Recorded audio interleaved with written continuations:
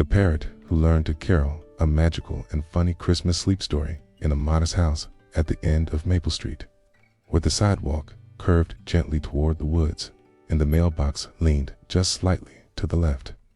There lived a parrot named Kiwi. He was not a particularly large parrot, nor was he adorned with the most spectacular plumage, though his feathers held a pleasant combination of green and yellow that caught the afternoon light in an agreeable way. What made Kiwi remarkable, what made him the undisputed center of attention in the Harper household, was his extraordinary gift for mimicry. Kiwi's cage stood in a living room, positioned near the large bay window that looked out onto the quiet street. From this vantage point, he could observe nearly everything that happened in the heart of the home. The worn sofa where Mr. Harper read his evening paper sat to his left. The dining table perpetually scattered with the debris of family life school papers. Half-finished craft projects, coffee mugs occupied the space to his right, and directly across from him hung the old mirror that had belonged to Mrs. Harper's grandmother, silvered surface reflecting the room back at itself in soft, slightly distorted dimensions. From his perch, Kiwi conducted his daily observations with the focus of a scholar and the mischievousness of a child. He watched everything. He listened to everything. Hand in, with great enthusiasm and absolutely no regard for appropriate timing, he reproduced everything. The Harper family had grown accustomed to his antics over the 3 years since Emma, the youngest, had begged for a pet that could talk. They had learned to expect the unexpected. They no longer jumped when the doorbell chimed from Kiwi's direction, even though no one stood on the porch. They had stopped rushing to check on dinner when the microwave beep echoed through the house at random moments. Mr. Harper had even ceased reaching for his phone when its ringtone sounded from the living room, only to find the actual device silent in his pocket and Kiwi regarding him with unmistakable smugness. The family cat, an elderly tabby named Pepper, had long ago decided that Kiwi was beneath her dignity. She would sit on the back of the sofa, tail twitching with aristocratic disdain, while Kiwi produced perfect replicas of her meow. He would meow at her directly, his head cocked to one side, his dark eye gleaming with what could only be described as trollish delight. Pepper would simply blink slowly, rise with deliberate grace, and relocate to another room. Silence more cutting than any hiss could have been. Mrs. Harper often said that living with Kiwi was like living with a small, feathered comedian who had memorized every sound in their lives and chose to perform them at the most bewildering moments. She said this with affection, usually while scratching the soft feathers at the back of his neck, which made him close his eyes and produce a sound like a rusty door hinge's version of a purr. November arrived that year with its characteristic gray skies and the bare honesty of trees stripped of their leaves. The wind carried the scent of wood smoke from neighboring chimneys, and the first frost appeared on the grass each morning, silver and temporary. Inside the Harper home, life continued its comfortable rhythm. Mr. Harper worked from the small office upstairs, his typing providing a steady percussion that Kiwi occasionally attempted to replicate by tapping his beak against his metal food dish. Mrs. Harper managed her freelance graphic design work from the dining table, her phone calls punctuated by Kiwi's contributions, sometimes helpful, often confusing, always entertaining. Emma and her older brother, Lucas, returned from school each afternoon with the particular energy of children released from the structure of their day. Lucas, 14 and perpetually hungry, would raid the kitchen before disappearing to his room with his homework and his headphones. Emma, 8 years old and possessed of an unstoppable curiosity about the world, would settle at the dining table with her own schoolwork, maintaining a running commentary about her day that her mother received with patient interest. Kiwi absorbed all of it, every voice, every sound, every laugh and sigh and slam of a door. His brain, small but remarkably sophisticated, cataloged these auditory treasures, storing them away for future use. He was a living recorder of the family's daily symphony, and he took his role seriously, even if his performances were occasionally more comedy than concert. The house itself seemed to embrace the approaching holiday season with a kind of weary readiness. It was not a new house, nor a perfect one. The hardwood floors creaked in predictable places. The radiator in the hall clanked and hissed each time the heat kicked on. The front door required a specific lift and push to close properly. But these imperfections made it feel lived in, comfortable, like a well-worn sweater that fit exactly right. The walls held photographs spanning years' birthday parties and school plays, summer vacations, and ordinary Tuesdays that someone had deemed worth remembering. As November progressed toward December, a subtle shift began in the household's energy. Mrs. Harper started making lists, so she always made lists, so this was perhaps just an intensification of an existing habit.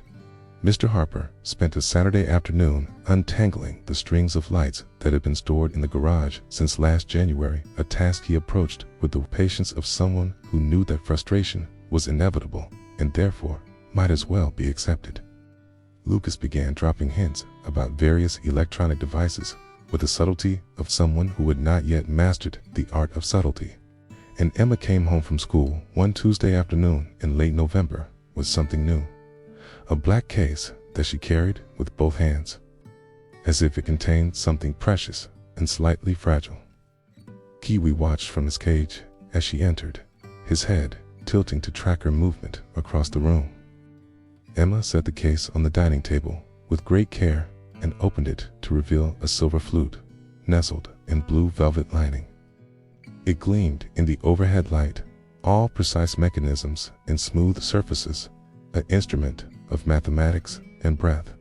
"My teacher said I can borrow it for the year," Emma announced, lifting the flute from its case with reverence. "We're going to learn Silent Night for the winter concert." Mrs. Harper looked up from her laptop with interest. "That's a beautiful carol. How exciting." Emma fit the pieces of the flute together, her small fingers careful with the connections. She raised it to her lips, positioned her hands the way her teacher had shown her, and blew. The sound that emerged was less a musical note than a surprised squeak, as if the flute itself was startled to be awakened. Emma tried again. Another squeak, this one slightly more extended, like a question being asked by a very small mouse. From his cage, Kiwi leaned forward on his perch, his entire body angled toward this new sound. His eyes, already bright with intelligence, seemed to sharpen further. Here was something novel. Here was a sound he had never encountered before, being produced in his own territory, in his own domain of auditory experiences. Emma practiced for 15 minutes that first afternoon, producing a series of squeaks and half-formed notes that gradually began to resemble something intentional. Kiwi watched the entire time in uncharacteristic silence, his usual commentary absent, replaced by a focus so intense it was almost visible. When Emma finally packed the flute away and went to start her homework, Kiwi remained quiet for a long moment. Then, as if testing the waters, he produced a single squeaky note that bore a distinct resemblance to Emma's initial attempts. It was not quite right. It had an electronic quality mixed with something organic, but the intention was unmistakable. "Oh no," Mrs. Harper said, looking up from her computer with a mixture of amusement and concern. "He's interested. Is that a problem?" Emma asked. "We'll see," her mother replied, smiling.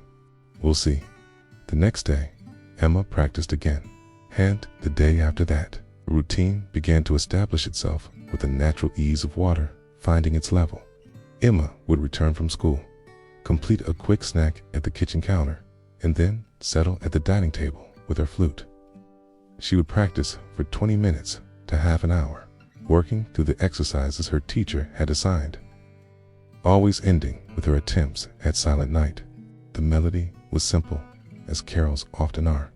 Its beauty lay in its simplicity, in the gentle progression of notes that somehow conveyed both peace and longing. Emma's rendition in those early days was halting and squeaky, filled with wrong notes and uncertain breath support. But each day it improved incrementally. The way all skills improve slowly enough that the improvement is invisible in the moment, obvious only when looking back across the span of days. Kiwi listened to every practice session. He had abandoned his usual position at the front of his cage and now spent Emma's practice time on his highest perch, as close to her as the bars allowed. He would grip the perch with his strong feet, sometimes hanging forward at an angle that looked precarious, but which he maintained effortlessly, his entire being focused on the sound of the flute. The family began to notice that Kiwi's random performances throughout the day had acquired a new element. He would still meow at Pepper with his usual enthusiasm. He would still produce the doorbell chime at moments guaranteed to confuse. He would still beep like the microwave while dinner was being prepared, causing momentary panic about something burning. But now, interspersed with his classical repertoire, came new sounds, squeaky, off-key whistles that bore a distant relationship to the notes Emma was producing. The first time he did this, the entire family stopped what they were doing. It was a Saturday morning, and Emma had not yet practiced that day, so the family was scattered through the house in that comfortable weekend way. Mr.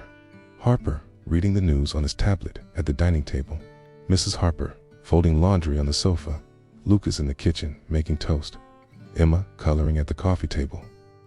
Into this peaceful scene, Kiwi suddenly produced a series of whistled notes. They were not quite the right notes. They were not in the right order. Rhythm was completely wrong, speeding up and slowing down, seemingly at random. But the intent was clear. He was attempting Silent Night. Did he? Just Lucas began appearing in the doorway with his toast. I think he did, Mr. Harper confirmed, lowering his tablet. Emma scrambled to her feet and rushed to Kiwi's cage. Kiwi, you learning my song? Kiwi bobbed his head up and down, a gesture he employed when he was excited or pleased with himself. Then, as if to prove it was not a fluke, he did it again. The notes were just as wrong, just as poorly ordered, but unmistakably derivative of Silent Night. That's amazing, Emma breathed. That's going to get stuck in our heads, Lucas observed, but he was smiling. From that day forward, Kiwi incorporated his carol attempts into his daily performances. He would whistle fragments of it at odd moments while the family ate breakfast during commercial breaks of whatever show they were watching. In the quiet lull before bedtime, his versions were creative, to put it generously. He would start with something resembling the melody, then veer off into territory that had never appeared on any sheet music, then circle back to a note that was almost correct before finishing with a sound like a rusty bicycle wheel. The family found it endearing and funny. Mrs. Harper recorded one of his attempts and sent it to her sister, who responded with a string of crying laughing emojis. Mr. Harper started humming the carol himself while working, infected by its constant presence in the household. Lucas began rating Kiwi's performances, holding up imaginary scorecards and announcing numbers in a pompous voice. I give that rendition a 3.5, with points deducted for the inclusion of what appeared to be a car alarm in the middle section. Emma, for her part, found Kiwi's attempts motivating. See, Kiwi, she would say during her practice sessions. This is how it goes, and she would play the phrase correctly, or as correctly as she could manage at her skill level, and Kiwi would watch her with his intent, unblinking focus. December arrived, and with it came the full transformation of the household into its holiday mode.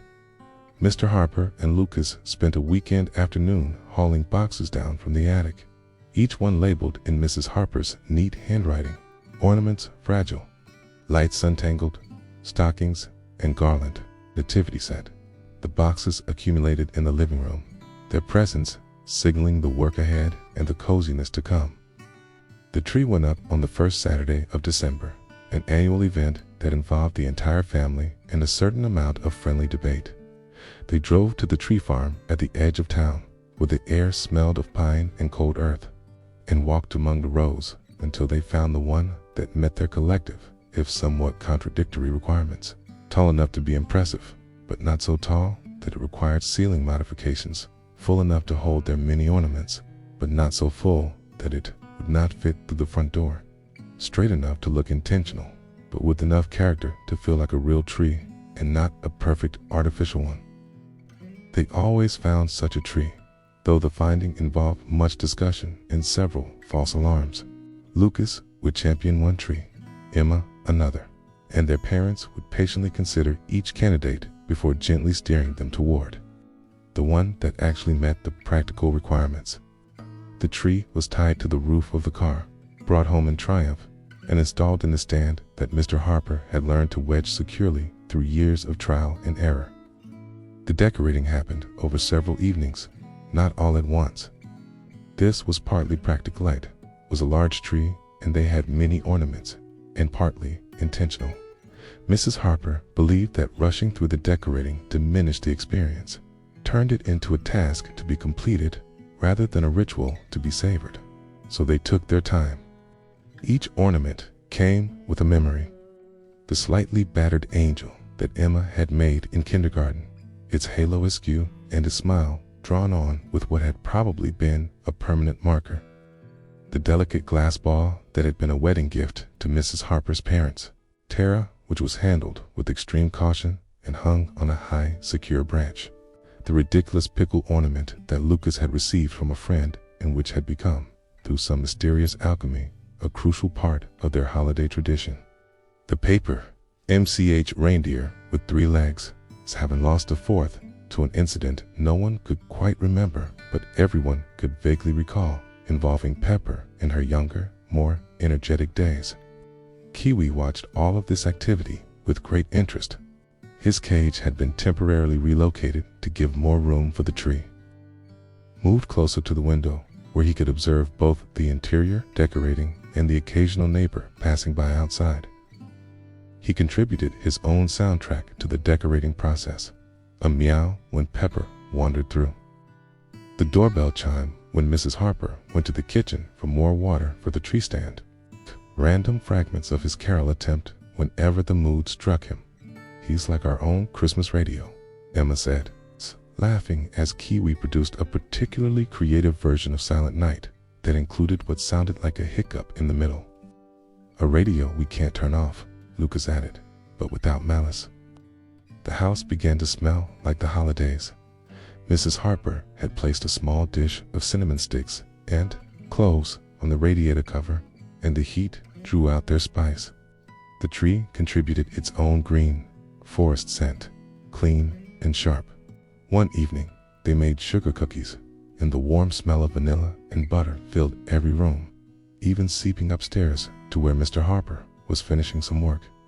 He appeared in the kitchen doorway, following his nose like a cartoon character, and Mrs. Harper laughed and handed him a warm cookie without comment.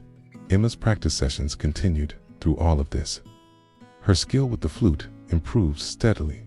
The squeaks became less frequent. The notes became more confident. The breath support became more controlled. Silent Night began to emerge from the instrument, sounding like itself, recognizable, not just in outline, but in execution. Her music teacher had sent a note home praising Emma's dedication, and Emma had carried that note around for an entire day, showing it to everyone, including Pepper, who had received the information with her characteristic indifference. Kiwi's versions, however, remained comically imperfect. He would start strong, get 3 or 4 notes in something approaching the correct order, and then wander off into musical chaos. He mixed in his other sounds, a doorbell here, a meow there, once an entire rendition that included what was unmistakably the sound of the refrigerator ice maker. The family found this hilarious, and Kiwi, sensitive to audience reaction, seemed to lean into the comedy of it. He would finish his chaotic versions with a self-satisfied head bob, as if to say, "I meant to do that." One evening in mid-December, fat snowflakes began to fall outside, and the house settled into its nighttime quiet. Emma sat at the dining table, practicing while Mrs. Harper wrapped presents at the other end. The tree lights cast their multicolored glow across the room. The heat clicked on, the radiator beginning its familiar rhythm of clanks and hisses. Emma played Silent Night through from beginning to end, her best performance yet, the notes clear and the rhythm steady. When she finished, there was a moment of silence. Then Kiwi, from his cage by the window, produced a sound. It was not his usual chaotic attempt. It was not a meow or a doorbell or a microwave beep. It was a single, pure whistle, the first note of Silent Night, held for exactly the right length, pitch perfect. Emma lowered her flute and looked at him. Kiwi looked back, his head tilted slightly. "Did you hear that?" Emma whispered. "I did," Mrs. Harper said quietly. They waited, hoping he would continue, but Kiwi simply ruffled his feathers, settled himself more comfortably on his perch, and closed his eyes. The moment passed, absorbed back into the evening's gentle rhythm, but its promise lingered. The days moved forward with their characteristic mix of anticipation and routine. School continued. Tima had a math test. Lucas had a presentation on the Civil War. There were permission slips to be signed and homework to be checked. But underneath the ordinary current ran the building energy of the approaching holiday. Cards arrived in the mail, their envelopes bright against the usual bills and advertisements. The family drove through neighborhoods at dusk to look at light displays, sipping hot chocolate from a thermos and offering commentary on the various levels of decorative enthusiasm on display. Snow fell more frequently, transforming the neighborhood into something quieter, softer. The sounds of the world outside became muffled, as if wrapped in cotton. The scrape of shovels on driveways in the morning, the whisper of tires on the white street, spry, a sharp call of a cardinal in the bare branches of the maple tree. Inside, the house maintained its cozy warmth. The tree lights were turned on each evening, becoming part of the routine as much as dinner or bedtime. Mrs. Harper finished her client work for the year and declared herself on holiday vacation, which meant she moved her laptop to the sofa and worked in her pajamas instead of at the table in regular clothes. Mr. Harper took a few days off before the actual holiday, puttering around the house with various projects he had been meaning to, disorganizing the hall closet, fixing the loose towel bar in the bathroom, rearranging his bookshelf according to some system known only to himself. Emma's winter concert approached. She practiced Silent Night with increased focus, knowing she would soon perform it in front of an audience of parents and teachers and fellow students. Her nervousness showed in little ways. She played with her hair more. She asked more questions about whether she was doing it correctly. She wanted reassurance that she would not embarrass herself. "You're going to be wonderful," Mrs. Harper told her. "You've worked so hard, and it shows. Your playing is beautiful." "But what if I mess up?" Kima asked, her face worried. "Then you keep going," her mother said gently. "That's what musicians do. They keep going, and usually no one even notices the mistake." Emma practiced the day of the concert, then twice more for good measure. Kiwi listened to each performance, his focus never wavering. His own attempts had continued, still comically off-key, still mixing in inappropriate sounds. That morning, he had produced a version that included 2 meows and what might have been his interpretation of the washing machine cycle ending beep. Lucas had suggested they submit it to a comedy podcast. The concert was that evening at the school gymnasium, which had been decorated with paper, snowflakes, and strings of white lights. The folding chairs squeaked as parents and siblings settled in. The band and orchestra students sat in nervous rows, clutching their instruments. Emma sat in the flute section, her face serious with concentration. The concert included many songs, some traditional, some contemporary, all performed with the earnest effort of young musicians finding their way. When Silent Night began, the gymnasium fell into a particular kind of silence. It's the silence of a carol that everyone knows, that carries weight and memory and meaning.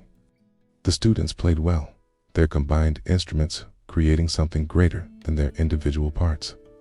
And Emma's flute voice wove through it all, clear and true. The Harper family clapped enthusiastically when it was over, Mrs. Harper possibly wiping her eyes, though she would later deny it. Emma beamed from her chair. Her earlier nervousness transformed into the particular satisfaction of a job well done.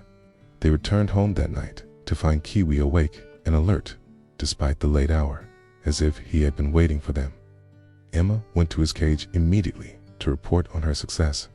"I did it, Kiwi," she said softly. "I played it all the way through without messing up."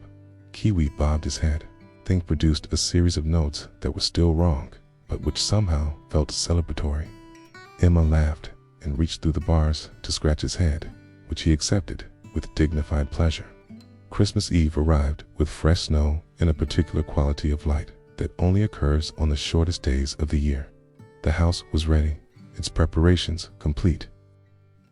The presents were wrapped and arranged beneath the tree.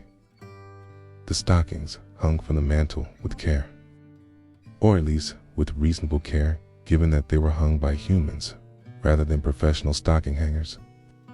The special Christmas dishes had been brought down from the high cabinet where they lived for 11 months of the year. Everything was in place. The day itself unfolded with deliberate slowness. There were no errands to run, no obligations to fulfill. The family moved through the hours with a relaxed pace of people who had nowhere else to be. Lucas slept late, emerging near midday with the rumpled hair and squinting eyes of a teenager waking before he was fully ready.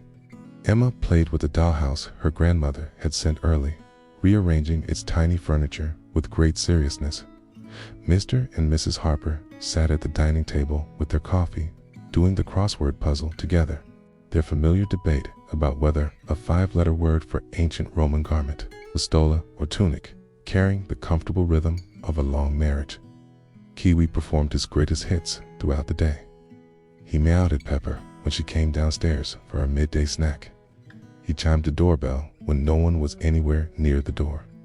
He beeped like the microwave when Mr. Harper was making lunch.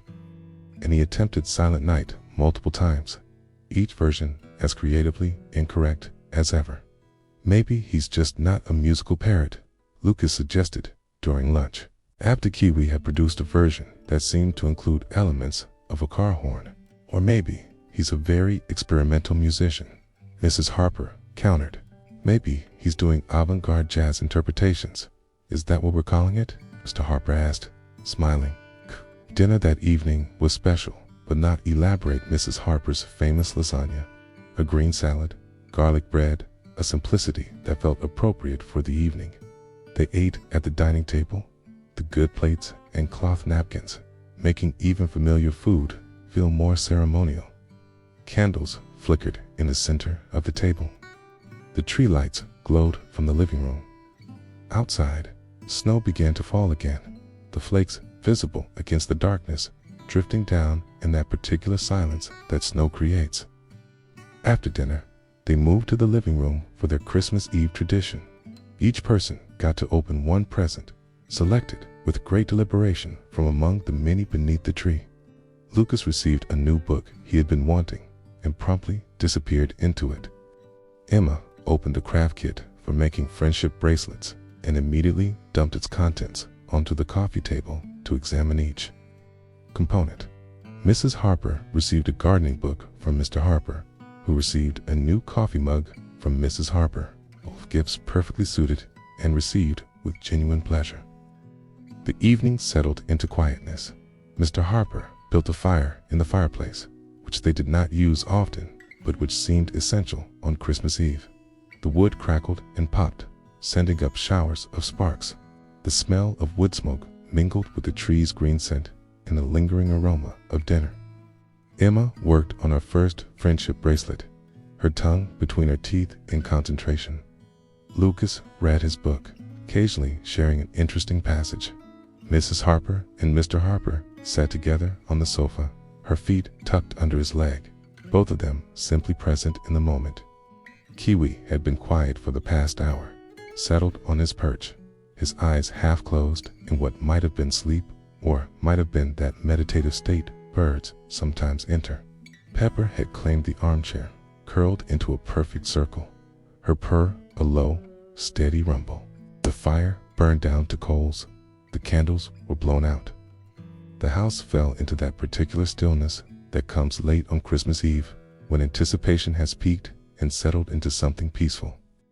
Outside, the snow continued its silent fall, accumulating on branches and rooftops, transforming the world into something hushed and clean. And then, into that silence, came a sound. It started so softly that at first, the family was not certain they were hearing it. But gradually, unmistakably, it grew clearer. A whistle, pure and true, carrying the melody they had all come to know so well. Silent night, holy night, the notes were perfect. Not almost perfect, not close enough factually perfect. Each one held for precisely the right length, each one moving to the next with the correct timing, the correct feeling. The melody floated through the room like something visible, like light made audible. All is calm, all is bright. The family froze in their various positions. Emma's hands stilled over her bracelet strings. Lucas lowered his book. Mrs. and Mr. Harper turned toward Kiwi's cage, their faces transforming from relaxation to wonder. Round yon virgin, mother and child, Kiwi sat on his perch, his eyes now fully open and bright, his small body absolutely still except for the subtle movements required to produce the sound. The whistle was clear and bell-like, carrying a quality that was somehow both mechanical and deeply organic. The sound a parrot makes, but elevated, perfected, made into something magical. Holy infant, so tender and mild. The carol continued, each phrase as perfect as the last. Kiwi did not rush. He did not wander off into experimental territory. He did not add any meows or doorbells or washing machine beeps.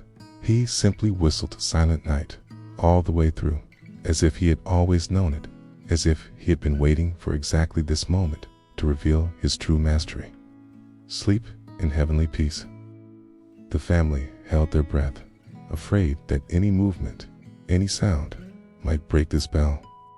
Even Pepper raised her head from the armchair, her green eyes watching the bird with something that might have been respect. Sleep in heavenly peace. The final note hung in the air, sustained and pure, before gently fading into silence. For a long moment, no one moved. The fire crackled softly. The snow whispered against the windows, and then Emma began to cry, not from sadness, but from the particular overwhelm that comes when beauty arrives unexpectedly and fills you beyond your capacity to contain it. She went to Kiwi's cage and pressed her face close to the bars. "Kiwi," she whispered, "that was perfect. It was so perfect." Kiwi bobbed his head, then leaned forward to gently touch his beak to her nose through the bars, a gesture of affection he reserved for his favorite moments. "How long do you think he's been able to do that?" Lucas asked quietly. "I don't know," Mrs. Harper said, her own voice thick with emotion. "Maybe he just figured it out, or maybe ... double quotes." She paused, considering. "Maybe he was waiting for the right moment." "Christmas Eve," Emma said, understanding. He was waiting for Christmas Eve. They sat together in the living room for a while longer, talking quietly about Kiwi's performance, marveling at it, trying to understand it. Eventually, the clock moved toward midnight, and the practical needs of bedtime asserted themselves. Stockings needed to be hung by children who still believed, or who believed in the believing. Pajamas needed to be found, and teeth needed to be brushed. But before they all dispersed to their various bedrooms, before the house settled into its nighttime configuration, Emma asked Kiwi one more time, "Will you sing it again?" And Kiwi, generous in his moment of triumph, obliged. He whistled Silent Night once more, just as perfectly as before. The melody filling the house with its gentle beauty, transforming the ordinary living room into a space where small miracles could occur and be witnessed. Later, after Emma and Lucas had gone to bed, after the final presents had been placed and the final preparations completed, Mrs. and Mr. Harper sat together on the sofa in the dark living room, lit only by the tree lights and the last glow of the fire. "What do you think that was about?" Mr. Harper asked quietly. "Why tonight?" Mrs. Harper considered the question. Watching Kiwi's cage where the bird now slept peacefully, his head tucked under his wing. "I think," she said slowly, "that he's been listening this whole time, not just to the notes, but to everything. To Emma practicing every day with such dedication. To all of us preparing and decorating and creating this ... atmosphere. And maybe, in whatever way a parrot understands these things, he knew that tonight was special. Tonight was when it mattered most." "You're saying he has a sense of occasion?" "Calm, saying he's part of our family," she replied. "He lives in this house, he hears our voices, he observes our rituals. Maybe he understands more than we give him credit for. Maybe all that listening, all that practice, even when it sounded terrible, was him trying to participate, trying to add his own voice to our family's song." Mr. Harper was quiet for a moment, then smiled. "That's a nice thought." "It is, isn't it?" They sat in comfortable silence, the house peaceful around them, the snow still falling outside. Somewhere in the neighborhood, a clock tower chimed midnight. Christmas had arrived, as it always did, right on schedule. But this year, it had arrived with an extra gift, the understanding that the small things done with love, the daily practices and repeated efforts, the consistent showing up, even when the results seem inadequate, all of it accumulates in ways we cannot always see or predict. Emma had practiced her flute every day, not knowing that her audience included one particularly attentive parrot. She had persevered through squeaks and wrong notes and frustration, driven by the simple desire to play one song well. And Kiwi, in his way, had done the same. He had listened and attempted and failed and tried again, his comical versions serving as his practice, its progress invisible until the moment it was complete. The house held all of this, the practicing and the listening, the laughter and the gentle failures, the gradual accumulation of skill and love and attention. And on Christmas Eve, in a moment of perfect timing, all of that quiet work had revealed itself as something beautiful. In the days that followed, Kiwi's performance became part of the family lore, the kind of story that would be told and retold at future gatherings, growing slightly more polished with each telling, but never losing its essential truth. Emma's friends came to visit after Christmas, and she would lead them to Kiwi's cage with great ceremony, asking him to perform. Sometimes he would oblige, whistling Silent Night with the same perfection he had demonstrated on Christmas Eve. Other times he would revert to his chaotic versions, or simply meow at them, or produce the doorbell sound. And Emma would laugh and say, "He only does it when he feels like it." He's an artist. The winter concert at school became legendary as well, but for Emma, her proudest performance would always be the one she never gave on stage, the hundreds of practice sessions in her living room, watched by a small green parrot, was learning alongside her, storing each note, each phrase, each expression of dedication until he could offer it back, transformed into something magical. Mrs. Harper found herself thinking about Kiwi's gift more than she expected to. She would be working at her computer or folding laundry or preparing dinner, and the thought would drift through her mind. What we create with our daily lives, the atmosphere we build through our small, consistent actions, seeps into everyone and everything around us. The music Emma played had filled their home for weeks, becoming as much a part of the environment as the smell of coffee in the morning or the sound of the radiator as familiar clank. Kay and Kiwi, living in that environment, had absorbed it until it became part of him too. There was something profound in that, she thought. Something about how we are all constantly teaching and learning from each other, often without realizing it. How our habits and practices and the things we choose to fill our time with create the texture of our shared lives. How beauty, repeated patiently and without expectation of immediate results, eventually takes root and blooms in unexpected places. She mentioned this thought to Mr. Harper one evening as they prepared dinner together. Emma practicing upstairs, Kiwi quiet in his cage, Lucas doing homework at the dining table.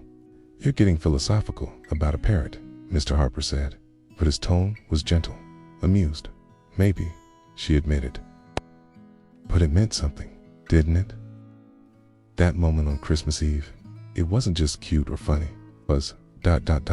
meaningful, he finished for her. Yes, it was.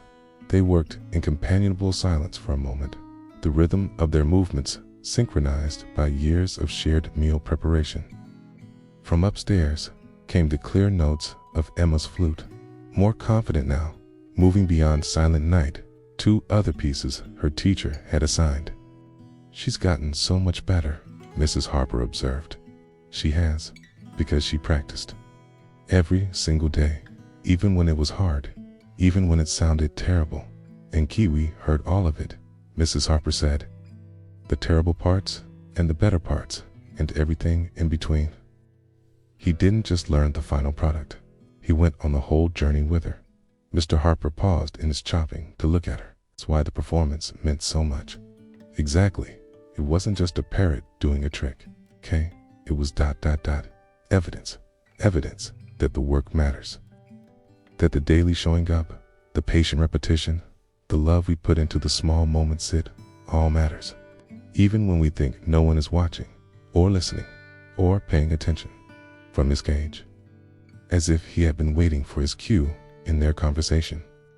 Kiwi suddenly whistled the first phrase of Silent Night. Not the whole carol this time, just the opening clear, perfect, and then done. A reminder of his capability, offered freely, and then released. Mr. Harper smiled. Show off. But the smile remained on his face, warm and soft, as he returned to preparing the vegetables. Upstairs, Emma played on, the notes of a new melody drifting down through the house.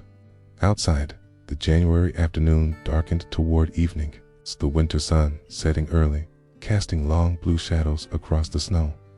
The house held them all, the family and the cat and the parrot, each in their place, each part of the whole. The radiator clanked, the refrigerator hummed, the floors creaked under familiar feet, all the sounds of a life being lived together in the accumulation of ordinary days that occasionally, unexpectedly, crystallized into moments of grace. Kiwi settled on his perch, his eyes bright and watchful. He had his repertoire of sounds, his collection of imitations, his ability to surprise and delight. But he also had his one perfect performance, the carol he had learned through patient listening, through absorption of the daily beauty that Emma had created. He carried it within him now, ready to offer it when the moment was right. When the house needed reminding that love and consistency and gentle dedication create atmospheres where small miracles can occur. The evening meal was prepared and served. The family gathered around the table, as they did every evening, the ritual of dinner marking the transition from day toward night. They talked about their days, about school, Lucas about a project he was working on, Mr. Harper about a funny email exchange with a colleague, Mrs. Harper about a design concept she was excited to develop. Ordinary conversation, the kind that happens in households everywhere, unremarkable except for the fact that it was theirs. Specific to this family, this moment, this constellation of people who had found their way to each other and chosen to build a life together. Kiwi occasionally contributed his commentary a doorbell at one point, causing everyone to pause and laugh. 10. A meow, directed at Pepper, who was sitting nearby, hoping for scraps. But no more of the carol. Not tonight. Cat made his point on Christmas Eve, delivered his gift when it mattered most, and that was enough. After dinner, Emma practiced once more before bed, her final run-through of the day. The notes floated down the stairs to where the rest of the family had settled in the living room. The sound as natural now as breathing. Mrs. Harper sat with her book. Not really reading, just listening. Mr. Harper worked on his laptop, his fingers pausing occasionally to appreciate a particularly well-played phrase. Lucas scrolled through his phone, his face neutral, but his foot tapping gently in time with the music. And Kiwi listened, always listened, his small brain processing and storing, learning and remembering. The house was his classroom, the family his teachers, and every sound, musical or mundane, deliberate or accidental, was part of his curriculum. He was a student of their daily lives, and occasionally, when the circumstances aligned, he was also Kea, their teacher, reminding them through his perfect mimicry that everything they did, every moment they lived, was being witnessed and absorbed, and would someday be reflected back to them in ways they could never predict. The weeks moved forward, January giving way to February, winter settling in for its long middle stretch. The Christmas decorations were packed away, the tree taken down and recycled, the house returning to its normal configuration. But something had changed, subtly. The family was more aware now of the atmosphere they created, coy of how their daily choices and habits shaped not just their own experiences, but the experience of everyone who shared their space. Emma continued to practice, her skills growing steadily. New pieces replaced Silent Night, though she still played the carol occasionally, out of affection for what it had taught her and what it had revealed. Each time she played it, Kiwi would grow still and attentive, sometimes joining in with his perfect whistle, sometimes simply listening. It had become a duet they shared, human and bird, flute and whistle, a conversation conducted entirely in music. On quiet evenings, when the house settled into its peaceful rhythms, someone would occasionally ask Kiwi to perform. "Will you sing for us, Kiwi?" Emma would ask, or Mrs. Harper, or even Lucas, who pretended to be too old for such things, but who always stopped what he was doing to listen when Kiwi obliged. And Kiwi, generous with his gift, usually would. He would whistle Silent Night in its entirety, each note clear and true, the melody filling whatever room he was in with its gentle beauty. The family would fall silent to listen, and in those moments, they were transported back to Christmas Eve, to that first perfect performance, to the wonder and surprise and joy of discovering that their small green companion had been paying attention all along. The carol had become more than just a song. It had become a symbol of something larger, of the power of patient dedication, of the beauty that emerges from consistent practice, of how the things we do with love echo outward in ways we cannot always measure or see. It reminded them that their home was not just a physical space, but an emotional and spiritual one, shaped by their choices, filled with their voices, imbued with their care. Pepper, for her part, remained unimpressed by Kiwi's musical talents. She continued to treat him with her characteristic disdain, though perhaps her disdain had softened slightly, to become more performative than genuinely hostile. Once, Emma swore she saw Pepper sitting near Kiwi's cage during one of his performances, her tail wrapped neatly around her paws, her eyes half closed in what might have been appreciation or might have been simple feline indifference. When questioned, Pepper offered no comment, simply stood and walked away with her usual dignity, leaving the interpretation of her actions up to her human observers. The house continued its life, the seasons cycling through their familiar patterns.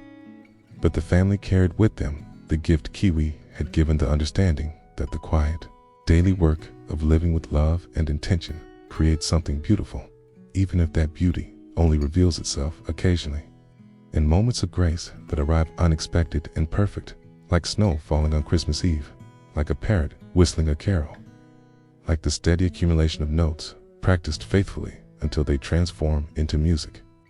And so the days continued, each one ordinary, each one unrepeatable, each one contributing to the atmosphere of love and attention that made their house a home. Emma practiced her instruments.